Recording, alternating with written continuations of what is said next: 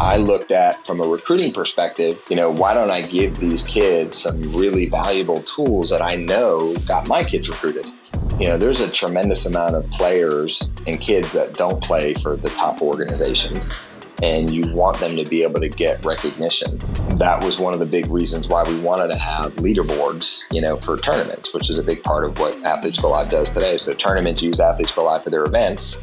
And now there's stat leaderboards. Which team is leading the tournament? Which player is leading the tournament? Home runs or RBIs or strikeouts, right? We wanted to be able to provide that team and player recognition piece. We're looking to add some more and more, whether it's biomechanics, data analytics, advanced stats, advanced charting, all that stuff is all on our roadmap, for us, because we want to be ahead of the curve as far as being able to provide that for the coaches and the players. People always say, here's your biomechanics or here's your data. But the first company that's able to say, here's your data and here's what you need to work on and here's how you work on it, here's where you're deficient, and here are drills that you can do to increase those numbers. Yeah, I think I'd like to invest in that company.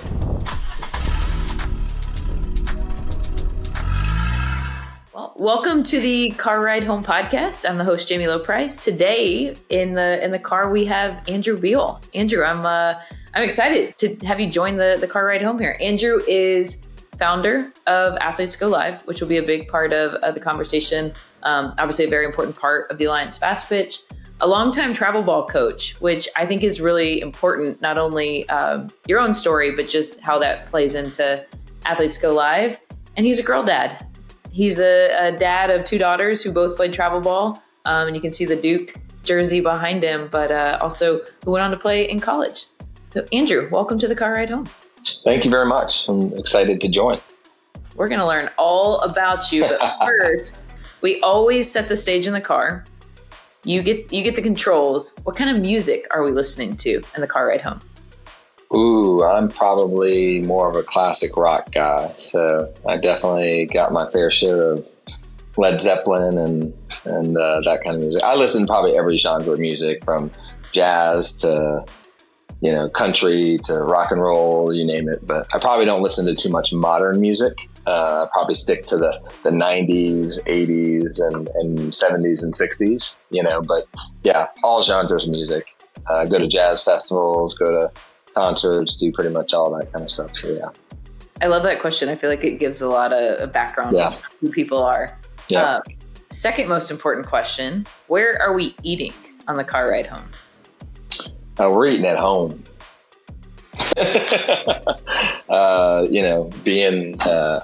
I'm Italian, so, and being from New York originally, it's hard to find good food. So my wife's a great cook, and I consider myself a pretty good cook. So we probably prefer to eat at home rather than eating out. So give me your go-to Italian homemade dish that you make. Ooh, I make a bunch, but yeah, probably one of the most unique is a dish called chicken scarpaiello, which is not the kind of dish you find in your traditional Italian restaurant. It's kind of chicken thighs, a sweet Italian sausage, and a lemon sauce over pasta. So yeah, with peppers and onions, it's pretty cool. That sounds amazing. Hey, in Indiana, I know McCorkle will have a house, so I think we might have to do it. We'll have to make some chicken scarpaiello to give you guys a taste of old school Italian food. I don't think my Texas accent can even pronounce that, so I'm just going to call it Andrew's favorite dish. I love this question because whether athlete, parent, coach, we spend a lot of time in the car, especially after some of those long tournaments and games. So I want to ask you, what is the most memorable car ride home that you've ever had? What's the first thing that comes to mind? Probably the most memorable ride home.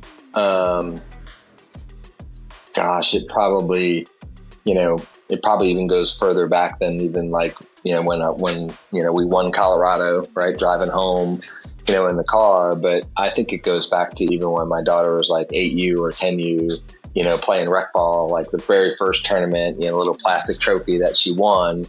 That probably brings back more memories than even, the bigger national championships that we won in travel ball.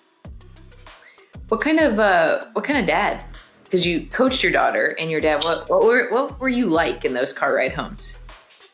I was always really good at trying to separate coaching, and parenting, and I did this with all my assistant coaches. My mentality was always, I want my assistant coaches to coach my daughter. I don't want to coach my daughter, kind of mentality. So when she wasn't doing something she should have been doing, I didn't want to tell her. I wanted the other coaches to tell her. And likewise, I told my coaches, don't, let me tell your daughter. She'll take it a lot better from me than from you, So we tried to manage that the best we can. It's hard. You have to, as a dad, you have to bite your tongue sometimes, but yeah, try your best to do it that way.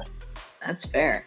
Yeah. I love that question too, in the whole car ride home, just because we have so many, especially parents that coach too, and have to wear both of those hats. Yeah, it's hard, especially, I do feel for, especially the parents when your kid's getting to those recruiting ages, right? It's hard because it's inappropriate for me to talk to a college coach about my own kid, right? So it makes it, especially if you're the coach that's helping all the other kids on the team get recruited, but you really can't get your own kid recruited. You need help. You need an assistant coach or someone within your organization to help you with your own kid. So it's hard.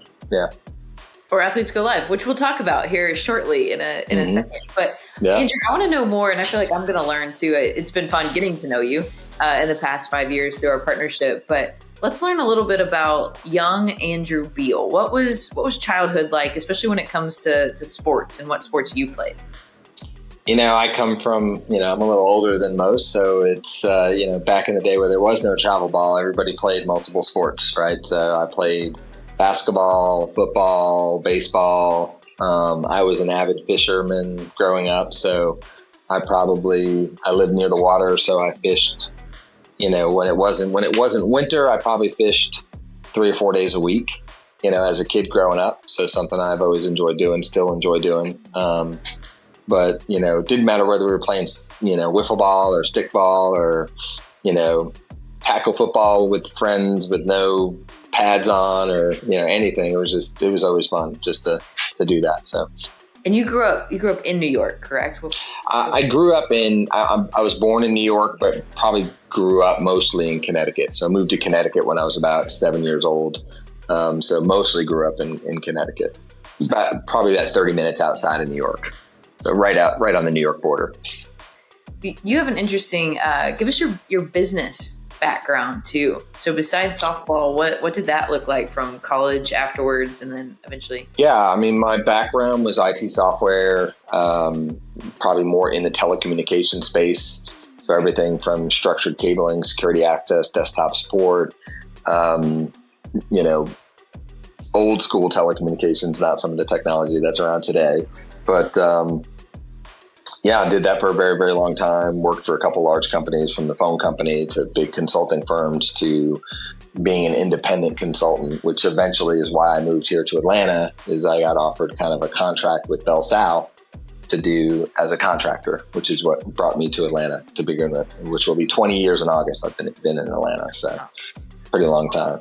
I'm going to imagine once you had your daughters and you're in that area, that's what led to softball. Can you give us your first introduction to softball, what that looked like, and then what kept you in it for coaching? Yeah, I was a baseball guy, right? I played baseball, but total baseball guy. Softball is not, it's a little bigger now, but I had no idea. When someone said the word softball to me, I was thinking a slow pitch, right? Never even knew what fast pitch was. So when I moved down here, my girls played baseball with the boys. So, we were playing at the local rec park, and, one of the dads came up to me and says, your daughter's a really good player. You should look to get her into fast pitch. And I'm like, well, what's that? And, he directed me to a fast pitch program that was at a different park, not very far from where we lived. And we ended up going over there, and she started playing. She fought me tooth and nail because girls grow at a younger age than the boys, so the girls are bigger at those younger ages than the boys are. And my daughter was just doing pitching, so she was blowing it by these boys, and she was loving every minute of it. She's like, I'm better than all the boys. I don't need to play softball with the girls, kind of mentality. So, but she made the move, and ended up at a local rec park, OC Park, over in Alpharetta. and wasn't planning on coaching. And there, when they fill out the form at the rec park, I offered to be an assistant coach, and a volunteer assistant. And then they came to me and said, the team was already formed, and they said, hey, the head coach had to step down because of work. Something happened at work. Are you willing to, take over and be the head coach? And I'm like, head coach. So ended up being the head coach of the rec ball team. And, ended up moving over to the East Cobb Bullets after a couple of years of rec ball.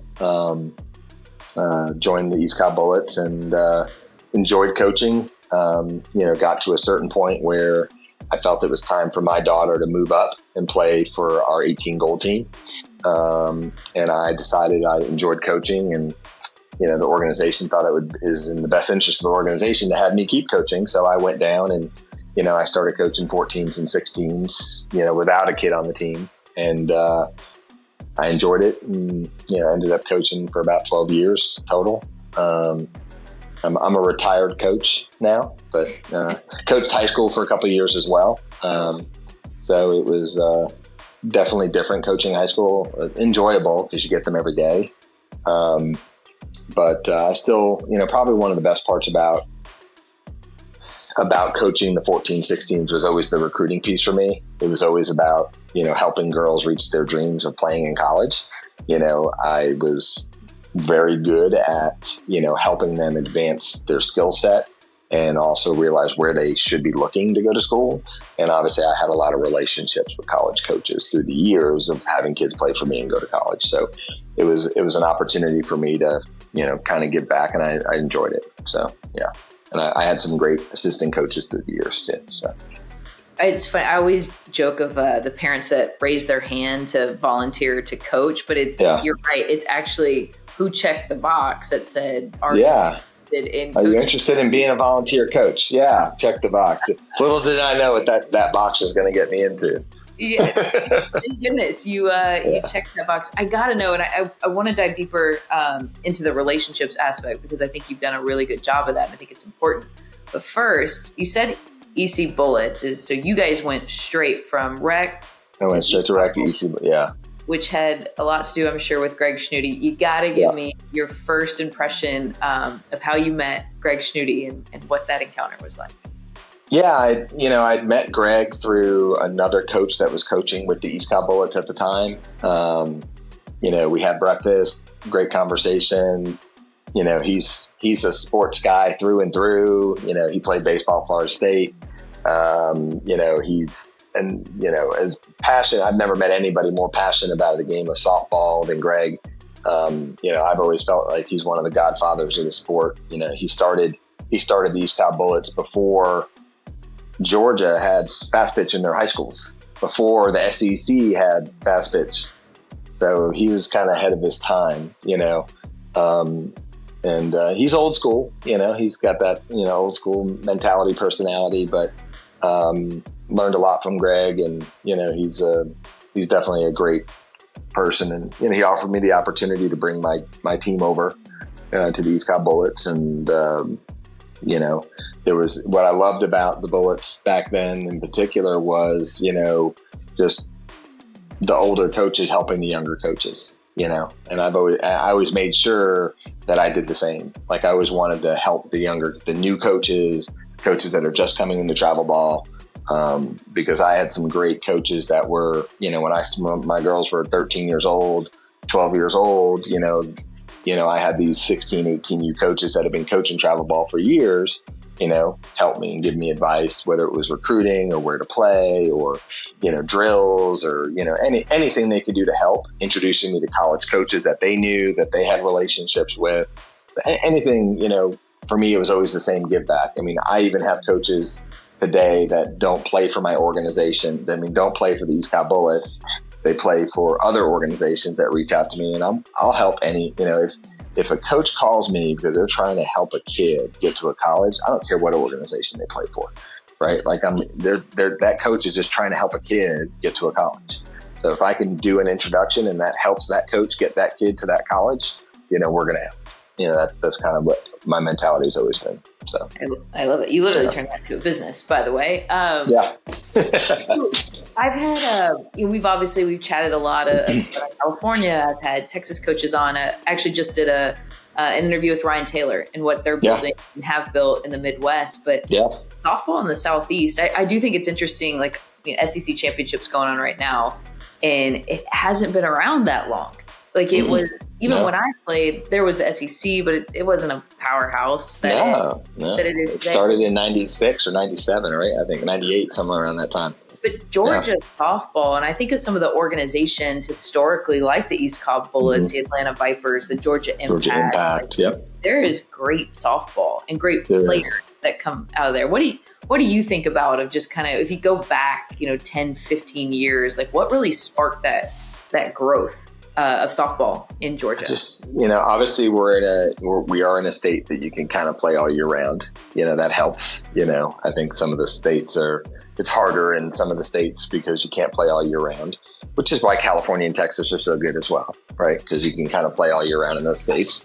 I think, with being in the middle of the ACC and the SEC country down here and softball, becoming so big in those conferences, I think that sparked more and more kids, to want to play the game. I think there's an immense amount of talent in the state of Georgia. There really is. I would say, outside of California and Texas, I would put Georgia up against any state, from a talent perspective. When you mentioned Greg Schnudy, and I did that on purpose because I think Greg has been, he was one of the original people of even, bringing the Alliance together too. He's had a profound impact on youth softball. But there's who else, like when you think of Georgia softball and kind of some of those trailblazers that have really, not just the players, but coaches and organizations, who are some of those? Yeah, the Georgia Impact has done an incredible job. Listen, they're one of my rival organizations, but I'm good friends with all those guys. I get along with them. We go out to dinner. We can talk softball. The Atlanta Vipers through the years have had some incredible leaders within their organization. I know we have a new one over there that you know very well. That's a really good call. Yeah, a little Texas A&M girl. Even some of the newer organizations that have formed, whether it's Mateo Camel with Impact Camel, whether it's Stacy Tambora with her new organization. Listen, like Mateo and I were good friends. Him and I we coached together for 4 years. So he's a great guy. Just all these people do a lot for the game of softball. Jason Gusoff and I, you'd think we're rivals, right? But we're good friends. We've always gotten along. I think the Thunderbolts have done an incredible job in the Southeast. The Tampa Bay Mustangs have done an incredible job in the Southeast. Tennessee Fury Platinum has done, Jeremy and Jill has done an incredible job with their program. Yeah, there's a ton of programs here in the Southeast that have done a really good job. They do a lot for these kids. They've done a lot at the national stage. The Southeast, you look at these events that are going on in the whole country. The Southeast, is stacking up with, a lot of them. So yeah, that's a great point. There's some great, you can tell there's just been investment in the sport from the venues, programs. What name came to mind? So my memory of Georgia, that's where I played. I didn't play much travel ball. I was like your daughter, I played baseball.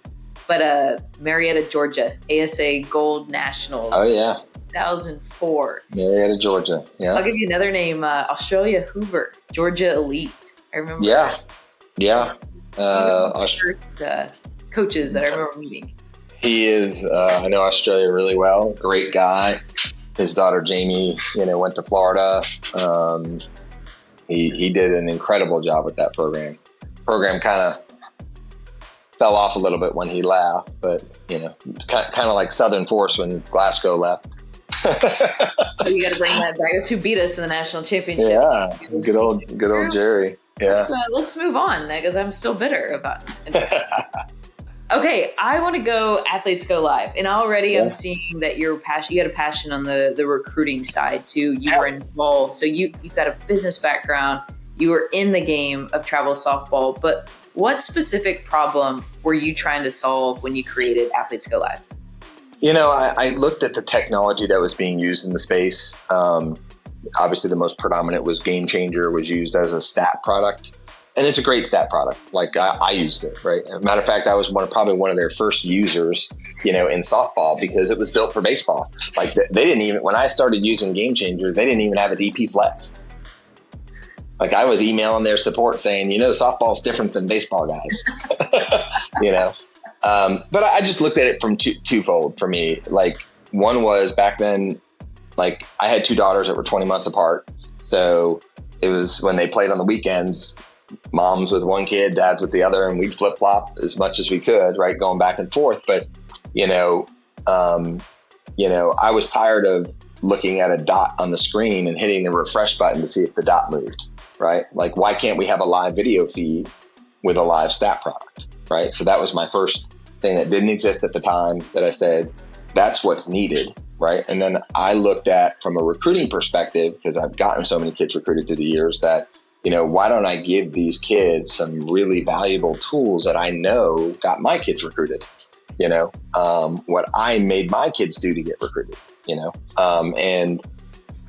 so kind of building feature functionality for each user, that's out there.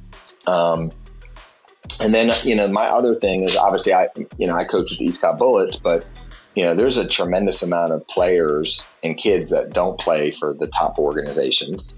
And you want them to be able to get recognition, and, that was one of the big reasons why we wanted to have leaderboards, for tournaments, which is a big part of what AthletesGoLive does today. So tournaments use AthletesGoLive for their events, and now there's stat leaderboards, which team is leading the tournament, which player is leading the tournament, home runs or RBIs or strikeouts, right? We wanted to be able to provide that team and player recognition piece, because it doesn't matter whether you play for the East Cobb Bullets or the Georgia Impacts or the Georgia Daisies, right? If you're leading in home runs, you're leading in home runs, right? If you're, so that was a big part of it. When we started this, it took us a lot longer, to get it off the ground than we realized from a programming perspective, how complex the scoring system is.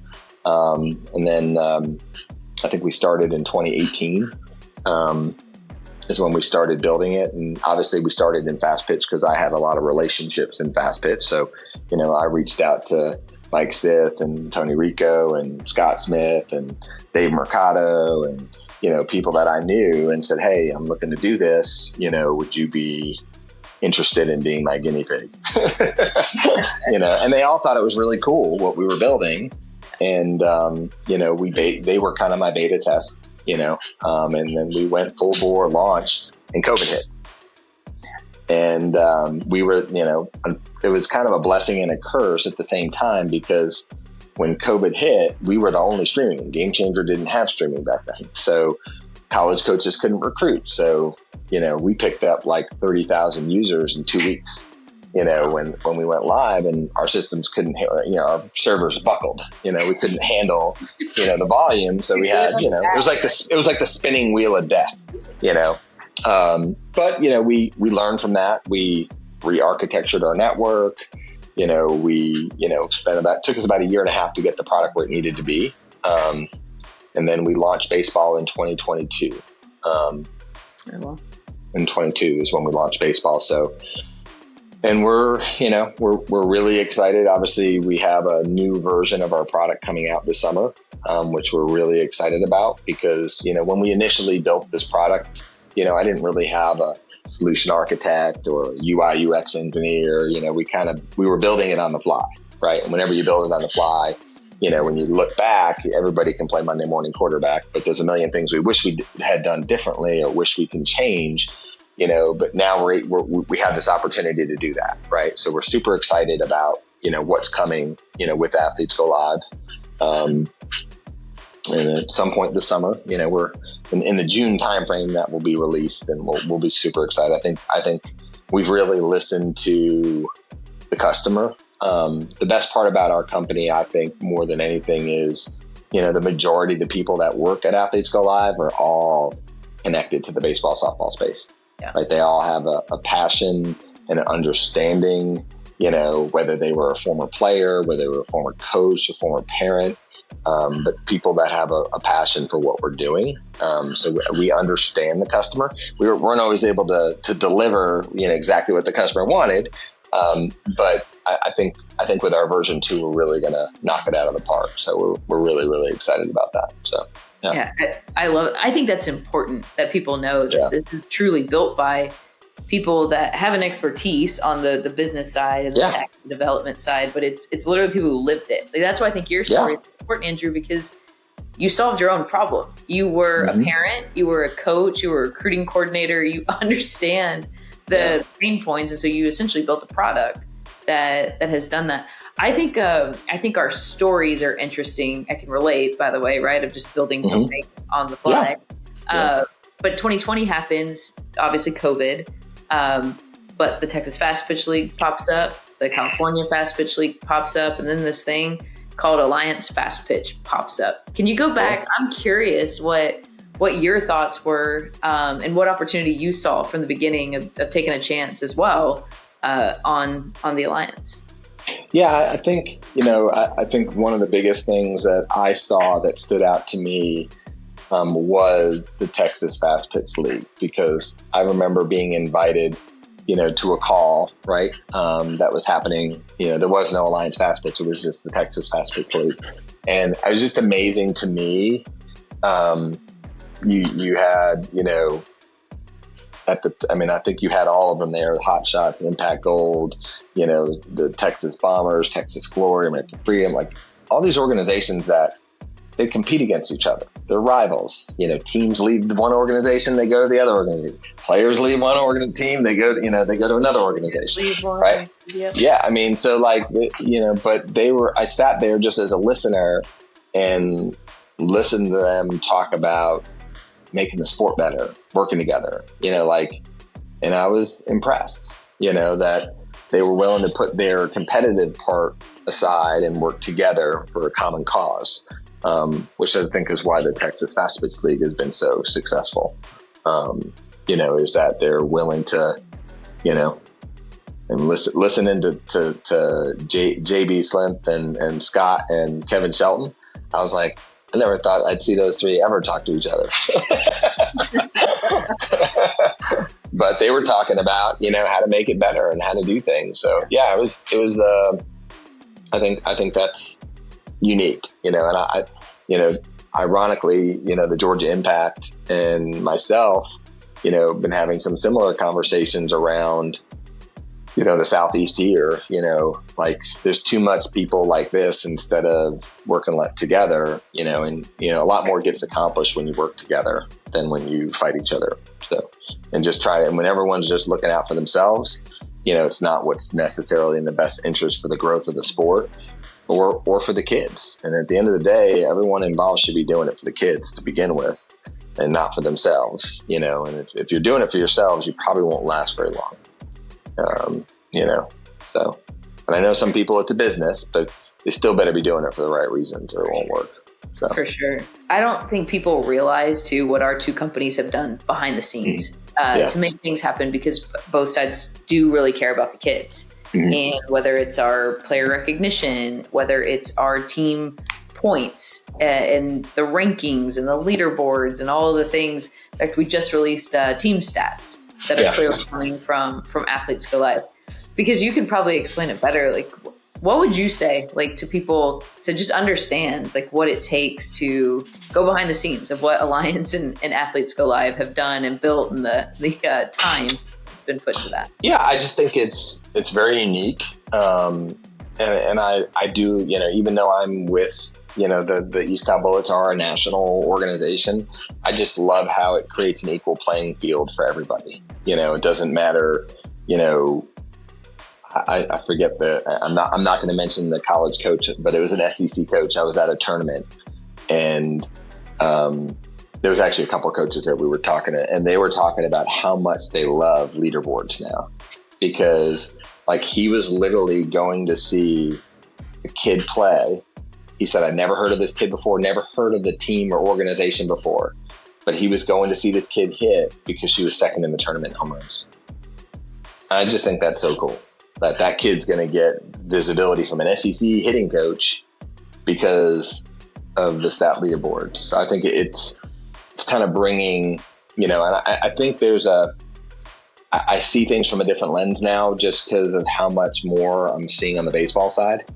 Like softball is always a little behind, baseball, obviously because, baseball, with the Major League Baseball contracts, right? There's a lot more money being put behind it. Hopefully one day we get a real professional league here that the girls can make significant, livings at. But it's, how much more stats and data and analytics are affecting the game in baseball that I see it dripping into softball. Obviously we do the big national softball conference, the NFCA conference, and we also do the big national baseball ABCA conference.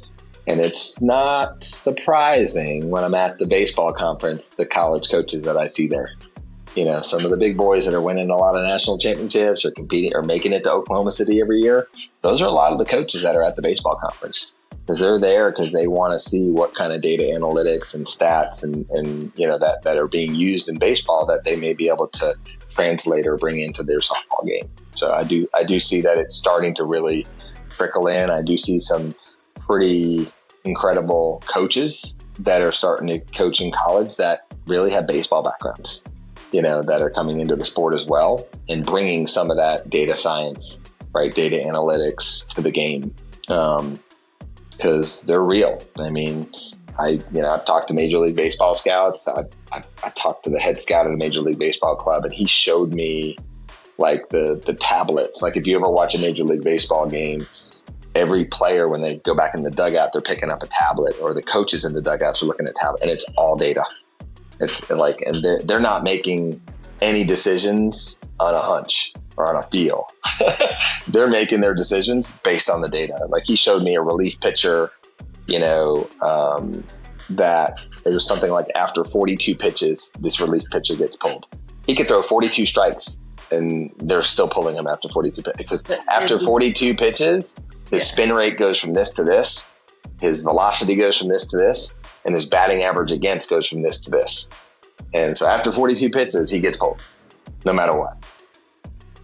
That's, it's just wild how much that comes into play. So, yeah, and we're, with us, we're looking to add some more and more, whether it's biomechanics, data analytics, advanced stats, advanced charting, all that stuff is all on our roadmap, for us, because we want to be ahead of the curve as far as being able to provide that for the coaches and the players. Right. I mean, I've always said a lot of people, and I don't have the answer for this, but, there's a lot of companies out there that have this, but I always felt like people always say, here's your biomechanics or here's your data. Right. But the first company that's able to say, here's your data and here's what you need to work on and here's how you work on it. Like if you can complete the sentence, everyone starts the sentence, but I haven't seen a company out there really complete the sentence, right? Yeah. So if you can say, here's your data numbers, right, and here's where you're deficient, and here are drills that you can do to get to increase those numbers, and then show the curve of you becoming better by doing it. Yeah, I think I'd like to invest in that company. I say that all the time too, and like collect the data, compare it, because what our average, especially the youth, I do find it interesting. Just seeing whether it's college coaches and what they're looking at, or even a meeting with Amanda Scarborough when she's preparing for broadcast. The data that's available is real, and so I think the more we can bring that down to the youth level is super important, because a lot of these players, right, they've never watched film before. They've never digested their stats or data analytics in the way that they're about to. Not saying that they have to in travel ball, but it's just becoming, there's a learning curve that they're going to have.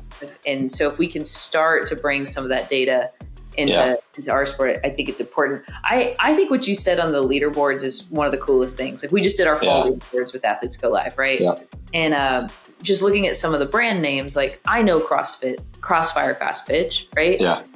But they're not a maybe they aren't as recognizable nationally, but there's a kid, I'm like, who's this kid? Because she's on every leaderboard. She's watching it. And so that's what's been pretty fun to see some of these kids that have an opportunity to put on a level playing field.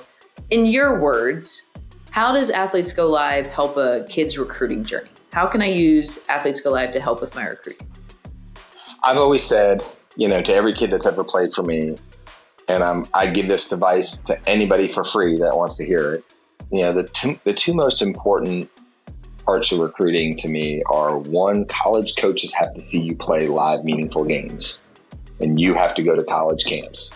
Almost every kid that played for me, they got offers because the schools they went to camps. And I know that's hard for parents to do, right? It's expensive, travel, everything else. But, a college coach is going to learn a lot more about you when you go to their camp, right? And within Athletes Go Live, that was some of the stuff we wanted to be able to do. We wanted to be able to, listen, the recruiting calendar is really short, right? College coaches can't be everywhere. The calendar, it starts June 6th or whatever it is, and it's going to run through August 3rd, right? That window there's a million tournaments across the whole country. Everybody's putting on a showcase. Everybody's, college coaches, right? They can't be everywhere. You can't afford to go everywhere. College coaches can't afford to go everywhere. So we want to be able to provide a way for college coaches for free. We don't charge college coaches. They can log into Athletes Go Live and they can watch any game live or any game archive. We even have video tagging features where if I'm a college coach, I can log in and search for a player and it will pull every offensive and defensive player that kid had in the game. So it just changes recruiting for the college coach because they can see a lot more. And they can, a lot of them also want to be able to show they're interested. But again, they can't be everywhere, right? But how do you show you're interested? Every time you watch, that kid gets notified, right? So it's a way for a college coach to also show you're interested without always having to be behind home plate, which is impossible for them, right? So it's impossible task. It's a push-pull for both. On Athletes Go Live, if a college coach is watching my game, I, as the athlete, I get pinged. Yes, correct. Yeah, you get an in-app notification when a college coach watches your games. Yeah, so that's kind of what it's built on. Listen, I think there's a bunch of different recruiting companies that are out there. They're providing tools. It's just how you use those tools, right? If you want to use Sports Recruits, you want to use NCSA, you want to use any recruiting platform. If you find value in it, then use it. I don't really, I'm not here to knock any recruiting platform that's out there. I do know this, that the way we have an emailing platform to where we maintain a complete database of every college coach in the country, and athletes can access that database and they can email college coaches. The difference with us is we don't allow them to write an email and mass email coaches, which a lot of folks do. Some folks do out there, but we also make it to where it grabs the mail client from the kid's phone. So the emails are coming directly from the kid. Because college coaches don't want to get 500 emails that say recruiting match, right? Ours it's directly from the kid. We're not getting any recognition for that email. It's not from Athletes Go Live. It's directly from the kid.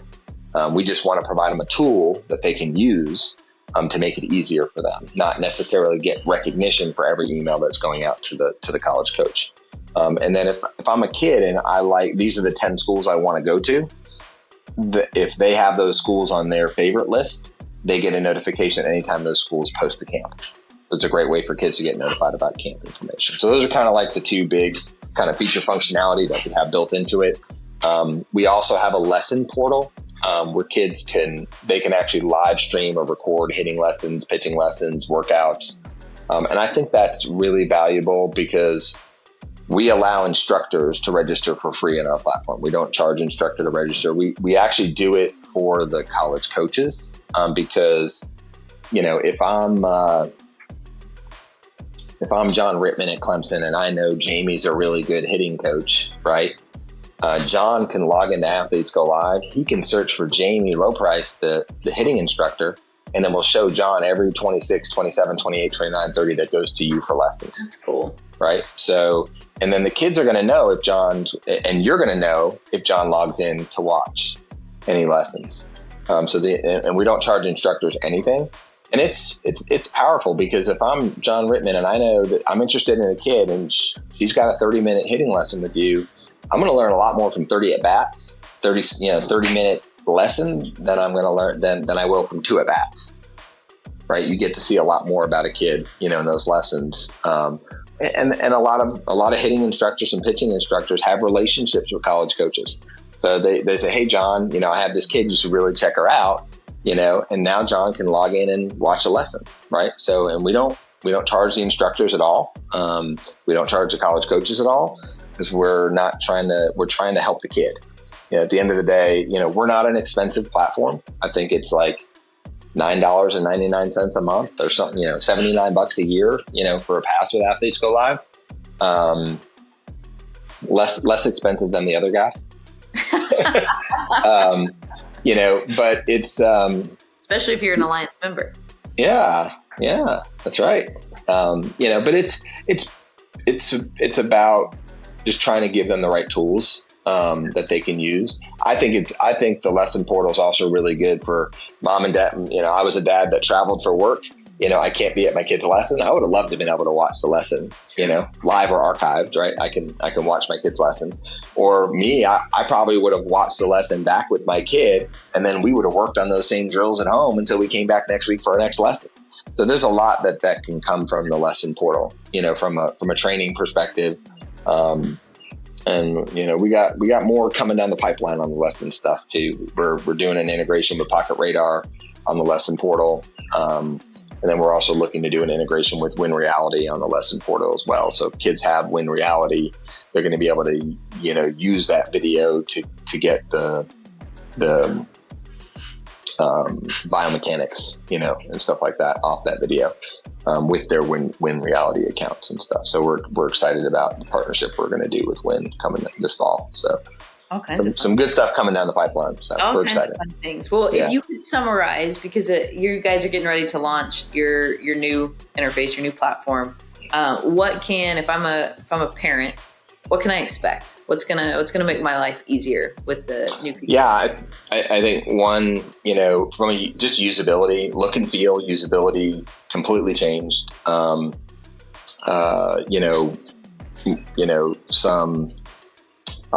additional feature functionality, especially on our scoring platform. There were things that scorekeepers, were frustrated about, that we didn't have, that our competitors have. So, we've listened, we made the adjustments for them. Again, usability, and I will also say this: it's not just it's not just look and feel. We re-architectured the network for V2, so there's a major re-architecture when it comes to one of the big issues you always deal with is bandwidth, right? So like if you're at a field and you don't have a good signal, can you potentially have spinning while you're scoring, because it's not hitting the server? Or can you potentially, because it's taking too long, it will time out. You'll get an error message, right? So we built a cache-based system on our V2 to where, you could lose internet and it's still going to score. You won't even know that you're not connected to a tower. It's just going to cache everything to the device. And when you reconnect, it will send the data to there. So there's some really, high level technical stuff that I think people are really going to like, from a scoring, streaming, perspective. So yeah, we're excited about that. What would your advice be to teams? I think this is interesting. It's like parents, we all have a role on the team, but what would you tell teams about getting and designating an official scorekeeper? I think it's, listen, as a coach, I always had a lot of admiration for the parent on my team that was doing the scorekeeping, because it's a lot of work, setting up the scoring and streaming for your team. And a lot of times they're heads down, so they don't get to see the game the same way everybody else. They don't get to cheer and do everything the same way and celebrate the same way everybody else does, because they have to focus a little bit more. I do think that having a designated person, and I think it's smart to have 2 people, because in case someone's not there, you have someone else that can do it. I think it's, I think coaches should be a little bit more, appreciative of the people that do the scoring and streaming, because I know we are, as a company, we understand how much they put into it, how much they care.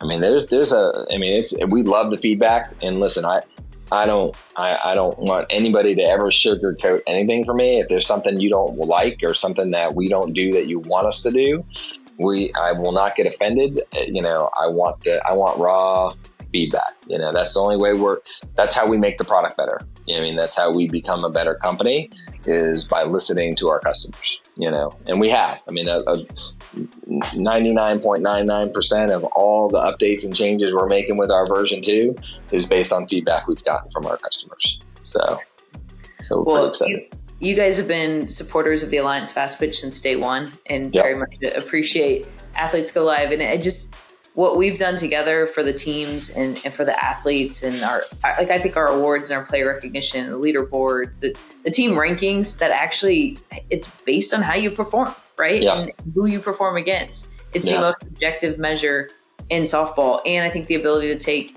any tournament company and take those game results and put it into one score. I think it's a huge deal. I think it's one of the coolest things in travel softball, in my opinion. I love seeing, the rankings. It makes everything fair, makes it an even playing field for everybody. I like that, Exactly. Well, Andrew, let's finish with some rapid fire here. It's going to be all over the place because you wear different hats. So are you ready? Yeah, I'm ready. I just think this one's funny, and I also want to make sure Ryan doesn't think I was picking on just him. How many unread texts do you have on your phone right now? I have 9 unread texts on my phone right now. That's pretty good for... Oh, I typically don't go to sleep with an unread text. So you don't like red bubbles? Don't like red bubbles. What about unread emails? Unread emails, I have 13 unread emails. Wow. Probably, and I would say half those texts and emails came through, by the way, while we were on this call. I have 2 right now. Hey, who are 1 to 2 the top travel softball? Don't even take in what they did in college, but who are some of the top travel softball players out of the Atlanta area or Georgia? Ooh. Give us some history. Ever, or are you talking about currently right now in college? Ever. Let's go history. Oh my God. Out of the Southeast or out of Georgia? Georgia. Out of Georgia. I would definitely say Kelly Lynch, who played for me for quite a few years, is definitely one of the best kids to ever come out of Georgia. She was also National Gatorade Player of the Year in the whole country. Front cover of Sports Illustrated. Pretty good. Great kid, great family. Did a lot for the game. There's so many in Georgia. I'm just trying to think of some of the. You got Megan Willis out of Georgia. There's Wiggins. I'm sorry, Megan Wiggins, not Willis. Megan Wiggins out of Georgia. She was, I think, Archer High School, maybe somewhere over there, up towards Athens. But she was one heck of a ball player. She could play. There's so many great players that's come out of Georgia. How about the first ever AUSL draft pick? Is she out of Georgia? Oh, Lex. So Lexi played for us for many, many years, but Lexi's actually from Florida. Oh, okay. Yeah, she's a Florida kid. She played for the EC Bullets. Yeah, okay. Lexi Kilfoyle played for the East Cobb Bullets for a very, very long time, 4 or 5 years. But she's actually out of Land O'Lakes, Florida. Oh, yeah, Florida kid. But yeah, pretty good ball player though. Your best business advice for those of us who work in the youth sport business, what would be your best advice? The best advice that I've received, or the best advice I would give? Let's do both. Okay.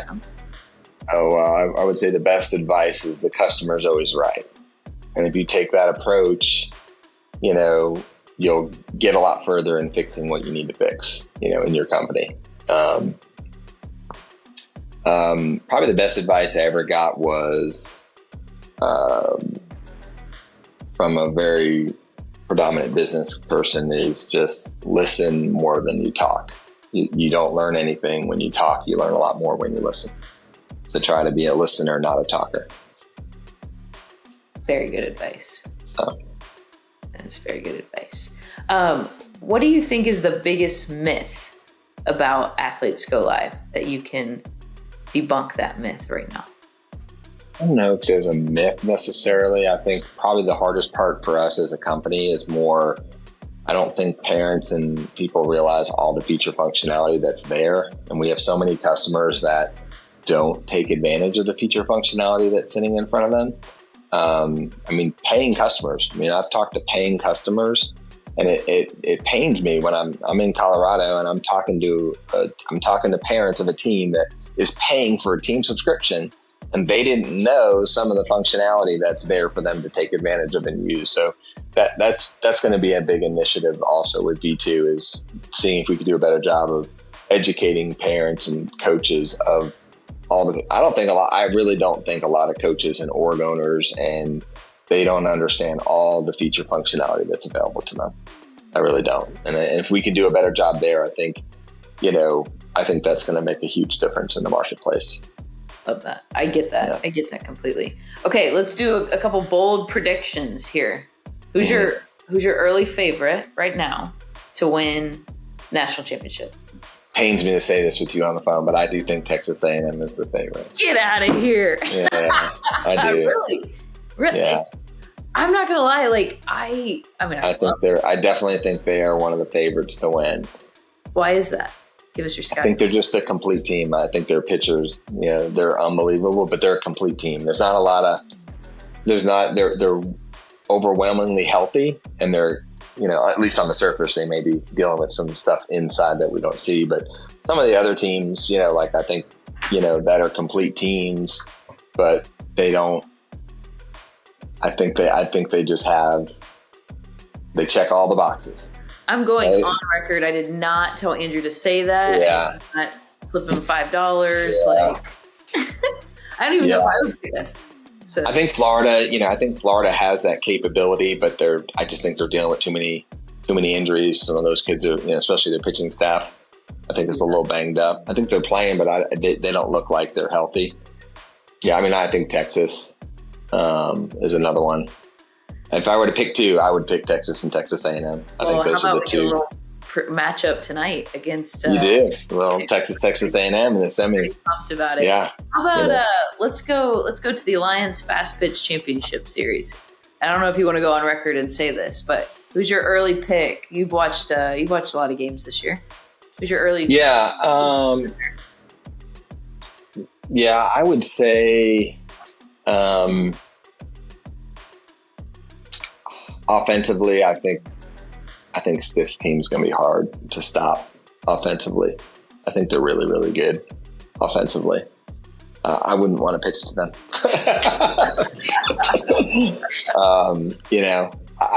Listen, I've played in a lot of national championships. I've won some, I've lost some.